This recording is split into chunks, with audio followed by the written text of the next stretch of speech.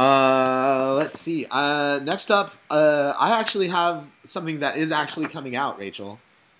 Ooh, Ooh, nice. yeah. Ouya. It's the Ouya. So this is the iOS, or not iOS, Android-based gaming platform that is going to be coming out for consumers in June. But if you were one of the people that backed it on Kickstarter to help get it made, March 28th is when it is going to be shipping to you. So they have also, like, there was some big news from Ouya this week. They've also announced that Kim Swift, one of the people behind Portal and Quantum Conundrum, is making an exclusive game for them, as well as like the team. Journey. What? Journey jumped on Yeah, too, right? well, I'll get to that in a sec. But the guy, that's something a little different. But the team behind Papo and Yo is also making uh, an exclusive game for them. But yeah, the thing you're talking about with Journey is one of the founders of that game company, the folks that did make Journey, has become their head of developer relations now. Um, Man, I had her name written down, but I don't. Apparently, I didn't put it in my notes for the show because I am a total pro. You said it's Android based. Is Yeah. it? I don't understand it. It's based off of a mobile Well, phone. it's pretty much the people are using the Unity engine, I think, mostly to program with it. And Unity is like a up and like a lot of people are developing in Unity nowadays. It's like a very Mobile accessible. games, though, right? Not just for mobile games. No, I think that like some console developers are using it as well. It's just a very accessible development tool. Yeah, because like with Yeah. Unity, it's yeah, Here you explain. yeah, because Hang on here. yeah, with Bring it you, in, Kevin.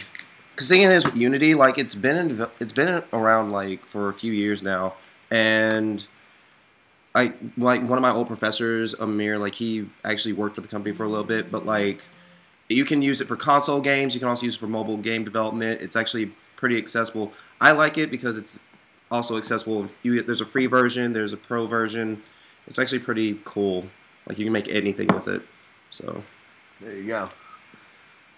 And that is why I like having people around that know things. All right, there you Yes, go. it's very helpful. You just got learned, Week in Geek audience. what up? All right. What we should just give you a segment and call it Kevin's Corner. That's so. That's like it's like the best thing since Sessler's soapbox. Oh Jesus! There you go. All right. So let's see. So like yeah. So the Ouya is actually like this is starting to get a little more serious now. You know? I don't like the name. Yeah. I don't really like It's the name. like, ooh, you just ooh-yawed all I'd over me. always. I don't know. I'm kind of into that. Well, not all over me, but all right. At any rate, moving on. More about the Ouya. Here's the thing about it, though. It's like on live never got exclusives, right?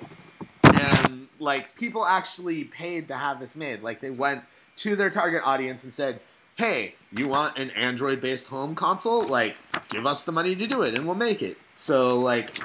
Essentially, you know, they were able to create their company just by showing that there was a demand for the product, and now they have people that make really good games making potentially really good like titles, possibly franchises for them, right?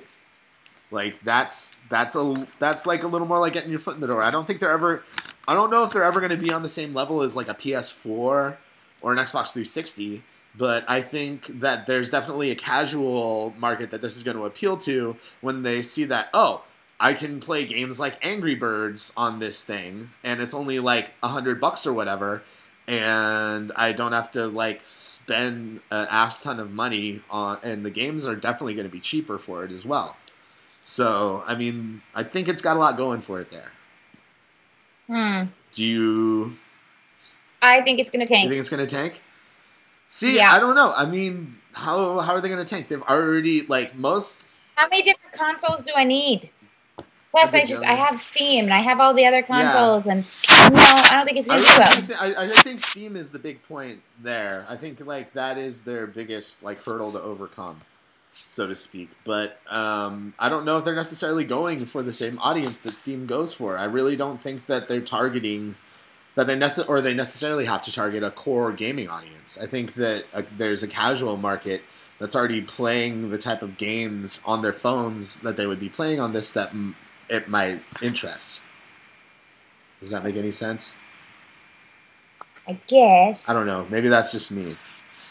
But what if people need... All right, here's what Jack has a lot to say about this. What if people need to trade in their old consoles to get money for a new one? Oh, no, they're talking about the conversation going on in chat. There's just something else going on deep here. But I don't know. I'm kind of curious about the Ouya. I have a friend that's developing a game for it. So we'll probably bring him on and talk to him about it in the future.